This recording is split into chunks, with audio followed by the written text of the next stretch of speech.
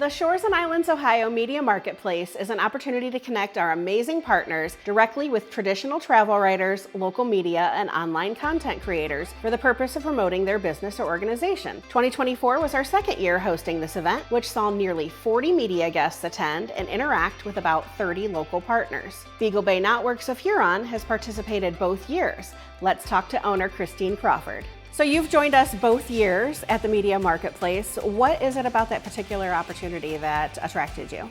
We considered ourselves to be a pretty unlikely tourist spot.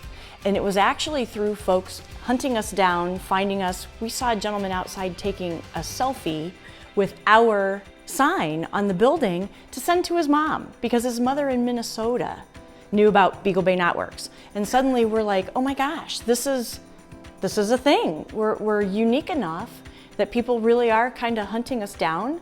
So then when the Media Marketplace came about, it was, well, we need to help get that message out. The first time doing something like that, we were on such a high and talked to so many people and immediately saw results. So we love being a part of that. Oh, that's wonderful. And the reach was tremendous. So do you know what some of those benefits were? Like, what did you actually see from your participation? Yeah, so the first year there was a gal there who coincidentally had been hired by Lakeland Boating. Lakeland Boating, exactly. And the Ports of Call article was going to be on Huron. Yeah.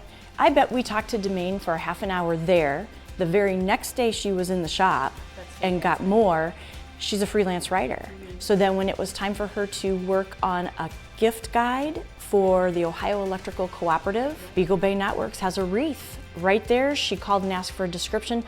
We started getting calls to order that product. I mean, so immediate sales results, the travel results. Just the Shores and Islands partnership on top of the Media Marketplace. I mean, the folks that are stopping into the travel centers and getting our rack cards and then picking up those cards at the Media Marketplace. Partnering with other Shores and Islands partners. We were over at Solstay. They invited us over. When they had a media event When as they well, had a media event, and I think they got that idea from talking to the media folks at Media Marketplace.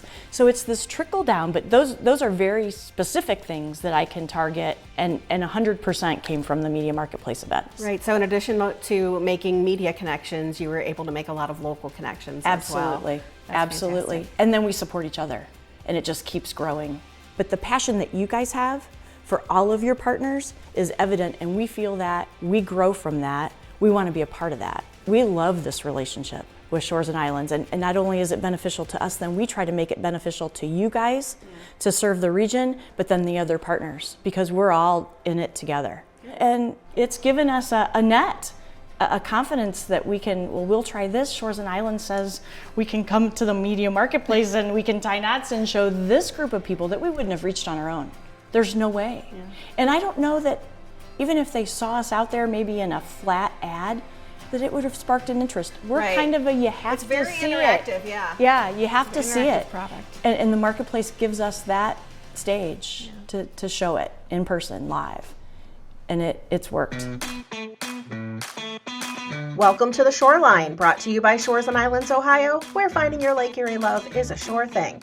Yeah, we're extremely fortunate, right? We have the shallowest, warmest, most productive of the Great Lakes.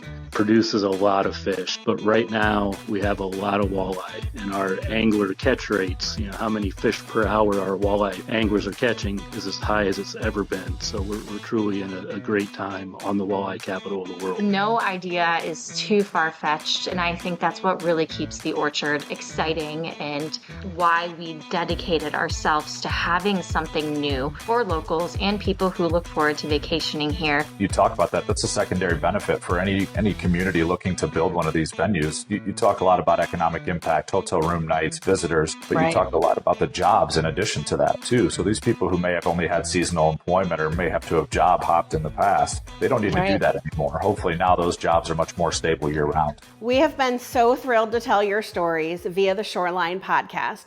We hope you've enjoyed listening, and we look forward to sharing even more in season 2.